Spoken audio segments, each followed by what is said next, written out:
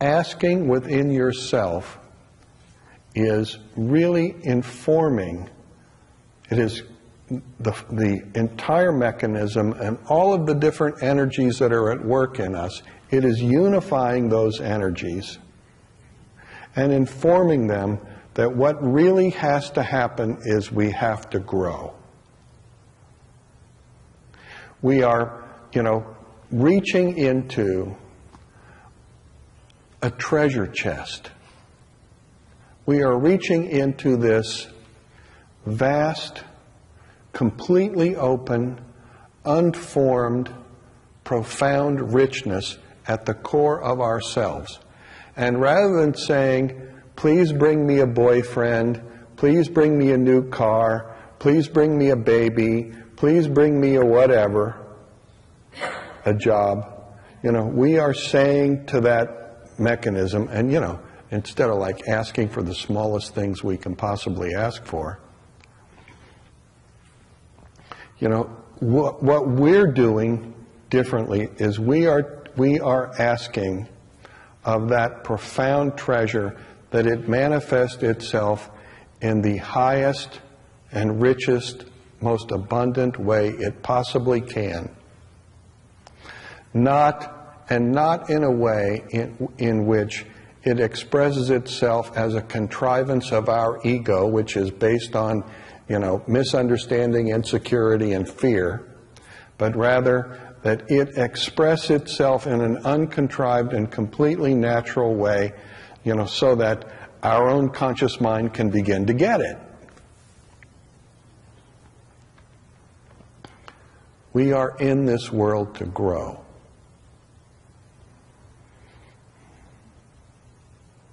And asking is telling, your own infinite creative capacity to pull itself together and get focused on what its real purpose in this world is all about.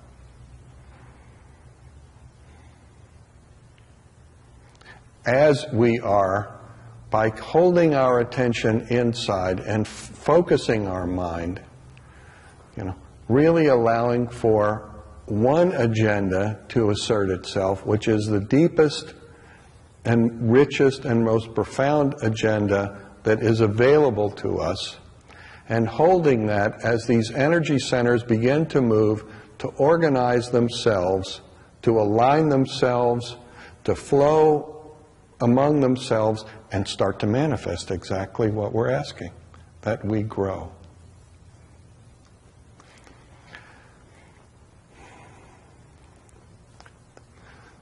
In asking, in doing that practice, this is not a suppression of tension or a request for a different life.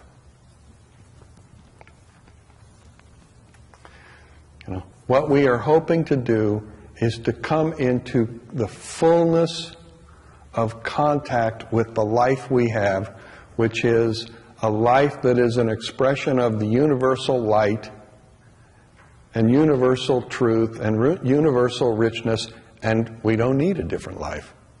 We have the life we have with all of the issues that we face in that life, specifically because that is the nourishment and the challenge that we require. In that challenge, there is the nourishment that we require to achieve the fullness of our own creative capacity. The miracle of this world is that each of us gets exactly what we need, whether we like it or not, and mostly we don't.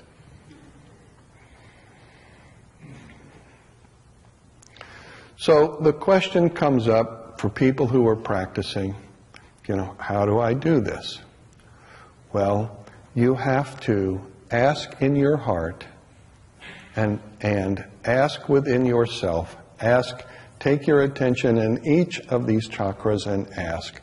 But you don't ask in a forceful way. You ask simply and persistently, because you will meet resistance. And that's normal. the whole dynamic system that you are has evolved itself essentially around our resistance to change and our pursuit of a comfortable place. Unfortunately, comfortable places have little to do with growing most of the time. And it's only when we come to, understand that the real richness in our life is available to us all the time, and sometimes uncomfortable experiences are necessary and appropriate to our learning and growing and ultimate mastery, that we stop resisting uncomfortable and begin to be able to live gracefully, with grace and with balance and with elegance in uncomfortable circumstances. So you are asking gently and persistently, and you should not be surprised in the process of this activity if at some point you hear a voice inside you say, "No way." Run away. I mean, there are a lot of resistance answers that you might encounter, and you cannot accept that. You have to persist. The next thing is this: as you start to grow and the tensions that you have accumulated start to break down, and that we're not getting to the level yet of the tensions that you inherited, the tensions that you've accumulated start to break down, you are going to experience what is called tapasya. Tapasya is a Sanskrit term, and that is the effect of sadhana. So sadhana, the process of reaching for the understanding of ultimate truth, the practice part of spiritual growth and self-realization is called sadhana, and the effect of sadhana is tapasya. Tapasya means burning. Tapas is fire. It's a kind of fire. This tapasya is going to cook you, and you will not be comfortable. And you might feel like heat and frustrated and whatever. I mean, there are a million ways in which it expresses itself. And you will, in the process of making this inner effort, become heated up, because as the flow starts going in you and the tensions that you carry start to interact with that flow, they're going to revert to energy. We're breaking down tensions, breaking down sadness, breaking down disappointment, breaking down, insecurity and self-rejection and self-doubt and fear and anger. We are breaking it all down and turning it into energy. And because we have lots of all of that, it's going to get hot.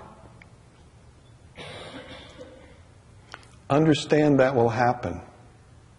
And at the end of your effort, the last part of the practice, when you sit to practice and you bring your mind to one pointed focus on connecting in the deepest part of yourself and informing this vast energetic mechanism that you are, that its primary purpose to grow is happening.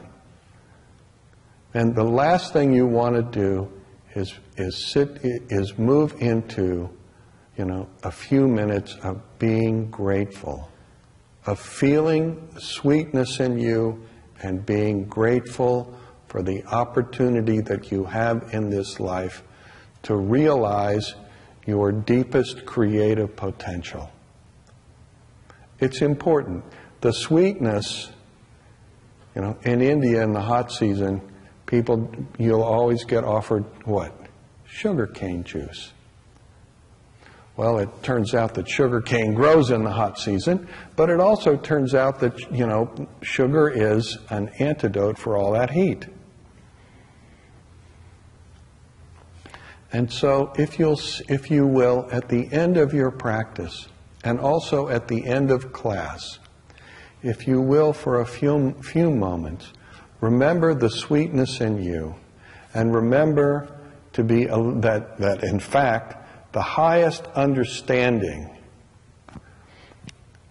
that an individual can have is to be genuinely, authentically grateful for their life. And you hold that for a few moments, then all the heat and all the everything will be settled, and you will absorb all of your experience and all of your effort in yourself in a completely positive and healthy and powerful way. But expect a fry. Expect it.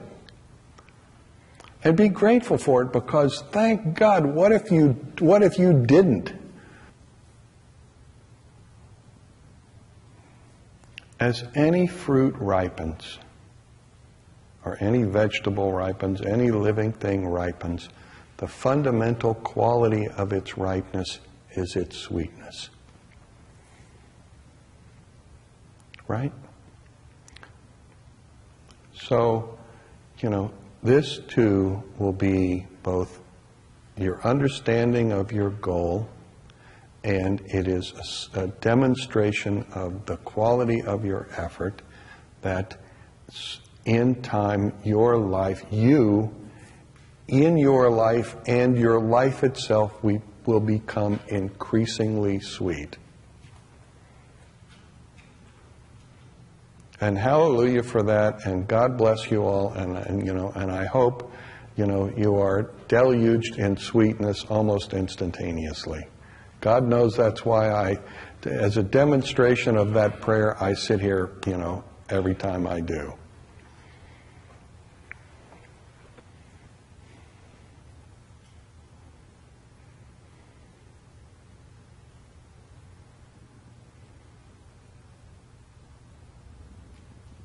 Asking in yourself until you are really clear and connected to that creative power that is your own essence, and it's growing, is like the most far out, powerful, amazing thing you can do.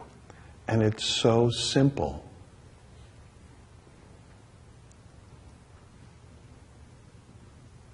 And doing that will reveal to you the secrets of the universe. God bless you in your effort. Namaste.